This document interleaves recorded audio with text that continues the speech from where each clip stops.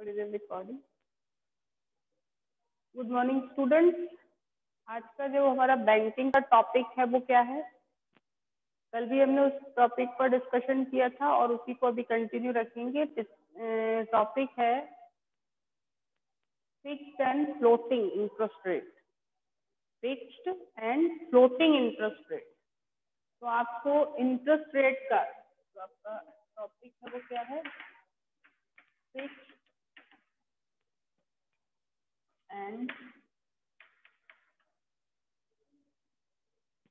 Floating interest rate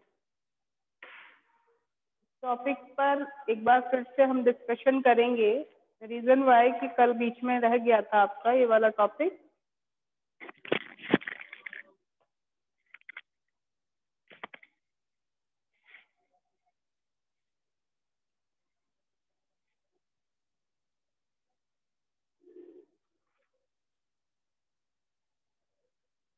और साथ ही हम ईएमआई का जो टॉपिक है वो भी।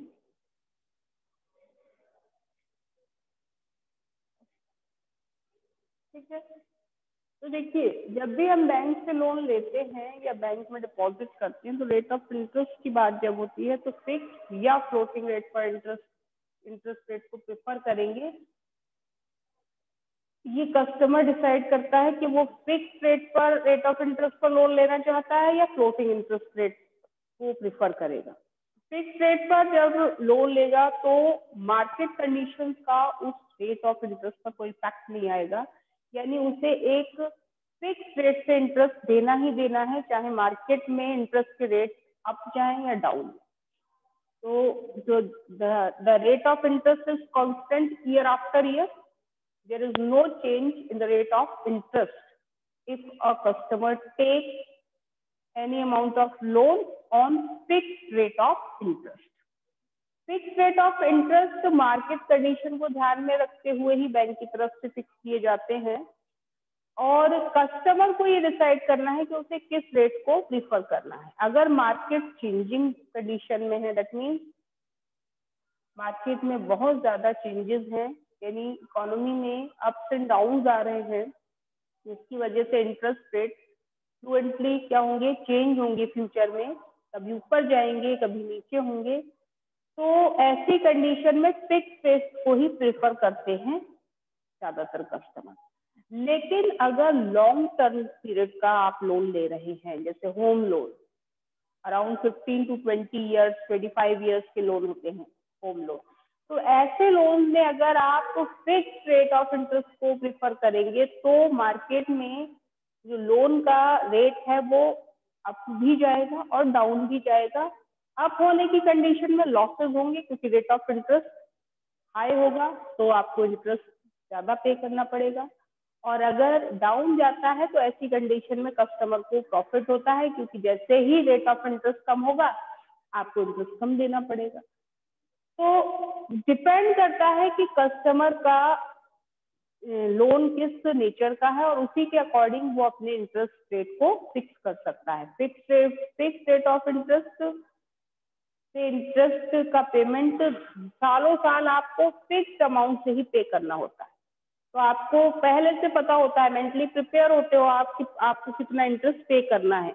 अगर आप ईएमआई दे रहे हो, इक्वेटेड मंथली इंस्टॉलमेंट, तो उसमें ईएमआई आपकी कांस्टेंट रहेगी, चेंज नहीं होगी, ईयर आफ्टर ईयर सेम रहेगी, क्योंकि आपने किस रेट ऑफ इंटरेस्ट को प्रीफर किया है, फिक्स रेट ऑफ इंटरेस्ट। लेकिन अगर आपने फ्लोटिंग रेट ऑफ इंटरेस्ट को प्रीफर किया है तो फिर आपकी ईएमआई क्या होंगी, वो भी चेंज होंगी मार्केट कंडीशन के अकॉर्डिंग। यानी अगर रेट ऑफ इंटरेस्ट हाई होता है तो ईएमआई का अमाउंट इंक्रीज हो जाएगा, और अगर रेट ऑफ इंटरेस्ट लो होता है तो ईएमआई अमाउंट भी कम हो जाएगा। कम होने की कंडीशन में तो कस्टमर को प्रॉफिट है, बट जैसे ही हाई होंगे तो फिर फिक्स रेट वाले कस्टमर को प्रॉफिट होता है और फ्लोटिंग रेट ऑफ कस्टमर वाले फ्लोटिंग रेट ऑफ इंटरेस्ट वाले कस्टमर को क्या होता है, लॉस होता है, क्योंकि हाई रेट हो गए जबकि फिक्स वाले का जो रेट ऑफ इंटरेस्ट है वो सेम। तो यहाँ पर ये देखना पड़ेगा कि अगर आप एक लंबे टाइम ड्यूरेशन के लिए इंटरेस्ट ले रहे हैं तो आप इन दोनों में से किस रेट ऑफ इंटरेस्ट को प्रीफर करना चाहते हैं। और अगर आपको मार्केट की बहुत अच्छी नॉलेज है और आपको लगता है फ्यूचर में रेट ऑफ इंटरेस्ट डाउन जाएंगे, हो सकता है फ्यूचर में कोई ऐसी सिचुएशंस आए, हालांकि फ्यूचर के बारे में कोई कुछ नहीं कह सकता, वो डिपेंड करता है आगे की सर्कमस्टेंसेस पर, इकोनॉमी की ग्रोथ पर, और बहुत सारे ऐसे चेंजेस आते हैं जिनका कोई भी हमारा किसी भी तरीके का कंट्रोल नहीं होता। जैसे आज के टाइम की अगर हम प्रेजेंट सिनेरियो की बात कर लें तो कोरोना के टाइम में क्या हो रहा है कि लोगों के पास काम नहीं है, काम नहीं है तो उन्हें ज्यादा लोन लेना पड़ रहा है, तो आरबीआई ने उनको फैसिलिटी प्रोवाइड करने के लिए रेट ऑफ इंटरेस्ट के सभी डाउन कर दिए। तो जिनके फ्लोटिंग रेट ऑफ इंटरेस्ट पहले से चल रहे होंगे उनको भी उसका बेनिफिट मिल जाएगा, लेकिन पहले से किसी को पता थोड़ी ना था। हो सकता है आगे जाकर के जैसे ही ये सिचुएशन चेंज हो तो रेट ऑफ इंटरेस्ट इंक्रीज हो जाए। तो फ्लोटिंग रेट ऑफ इंटरेस्ट से जो भी कस्टमर इंटरेस्ट लेते हैं वो पहले से मेंटली प्रिपेयर होने चाहिए कि उनके रेट ऑफ इंटरेस्ट अप और डाउन होते रहेंगे, उनमें चेंजेस आते रहेंगे, वो कांस्टेंट नहीं रहेंगे, और इस वजह से उनका क्या होगा, अमाउंट ऑफ इंटरेस्ट भी चेंज होगा। ईएमआई फिक्स कराई है तो ईएमआई भी क्या होती रहेगी, अप और डाउन होती रहेगी। जबकि फिक्स रेट से जिन्होंने इंटरेस्ट जिन कस्टमर्स ने जिस फिक्स रेट ऑफ इंटरेस्ट को प्रेफर किया है उनके इंटरेस्ट रेट पर मार्केट कंडीशन का कोई इफेक्ट नहीं आएगा। तो ये दोनों ही चीजें आप जब फिक्स और फ्लोटिंग इंटरेस्ट रेट दोनों को ध्यान में रखते हो और अपने लोन की कंडीशंस के अकॉर्डिंग उसको अप्लाई करते हो तो हमेशा ध्यान रखना चाहिए कि हमें किससे ज्यादा बेनिफिट होगा।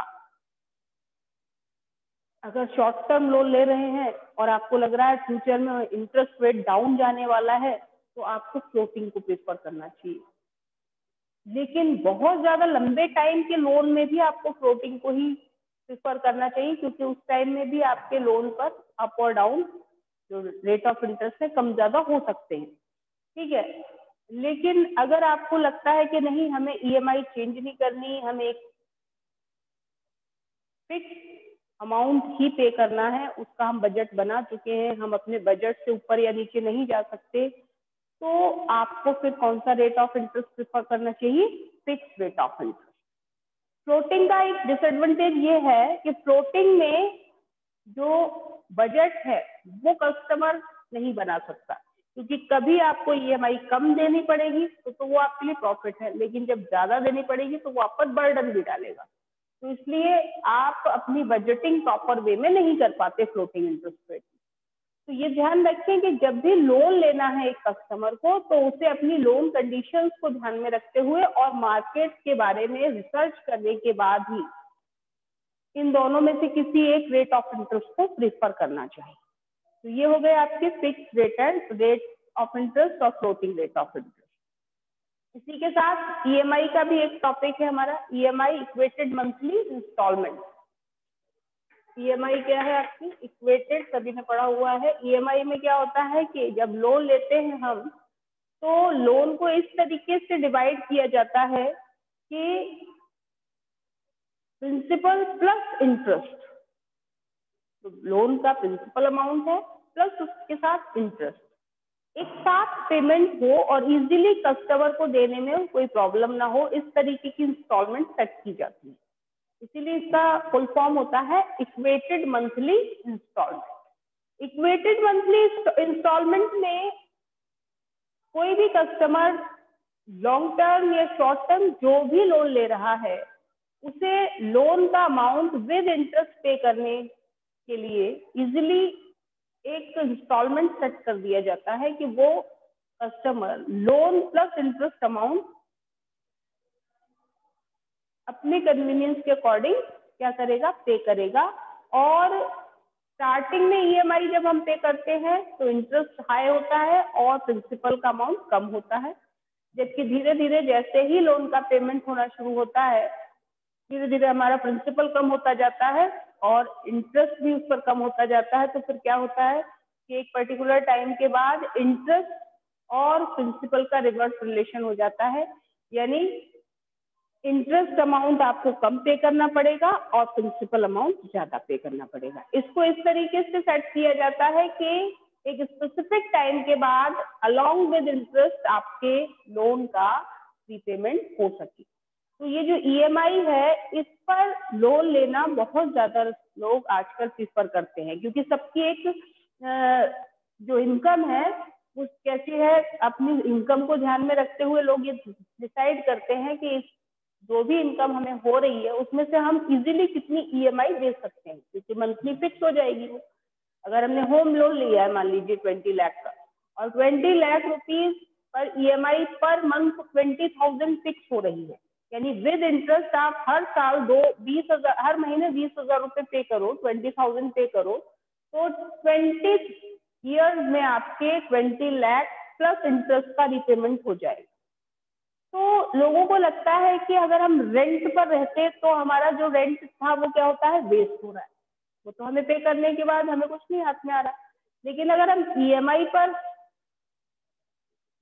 कोई होम ले रहे हैं या ईएमआई के बेस पर होम लोन अगर हमें मिल रहा है, तो ऐसे में क्या होगा, हम थोड़ा थोड़ा करके लोन और प्रिंसिपल अमाउंट वापस भी करेंगे और स्पेसिफिक टाइम यानी 20 ईयर 25 ईयर जो भी फिक्स किया गया होगा, उसके बाद हमारे लोन का अमाउंट जैसे ही पूरा कंप्लीट होगा विद इंटरेस्ट बैंक को हम वापस कर देंगे। तो बैंक हमें क्या, हमारे होम के या हमारे घर के पेपर्स हमें रिटर्न कर देगा, यानी हम उस घर के ओनर बन जाए। तो इसीलिए ईएमआई पर लोग इजीली कोई भी लोन ले सकते हैं और विद इंटरेस्ट उसका धीरे धीरे करके रिपेमेंट कर सकते हैं। और इसी चीज को ध्यान में रखते हुए आजकल ईएमआई पर लोग न सिर्फ होम लोन बल्कि बहुत सारे ऐसे लोन लेते हैं जो उनके नीड के प्रोडक्ट्स भी होते हैं, उस पर उन्हें भी वो ईएमआई पर परचेज करते हैं, ताकि थोड़ा थोड़ा करके इंस्टॉलमेंट्स में उस लोन प्लस इंटरेस्ट को रीपे कर सके। तो ये ईएमआई फैसिलिटी बहुत इंपॉर्टेंट है आज के टाइम में, जिसको बहुत सारे कस्टमर अवेल करते हैं। इसमें इंटरेस्ट का कैलकुलेशन कुछ इस तरीके से किया जाता है कि विद इंटरेस्ट लोन को हम इजीली एक स्पेसिफिक टाइम ड्यूरेशन के बाद क्या कर पाएंगे, वापस। तो ये दोनों ही टॉपिक बहुत इंपॉर्टेंट है, जिनको आप लोग बहुत ध्यान से बुक में या जो हमारे नोट्स हैं उनमें से रीड आउट करें।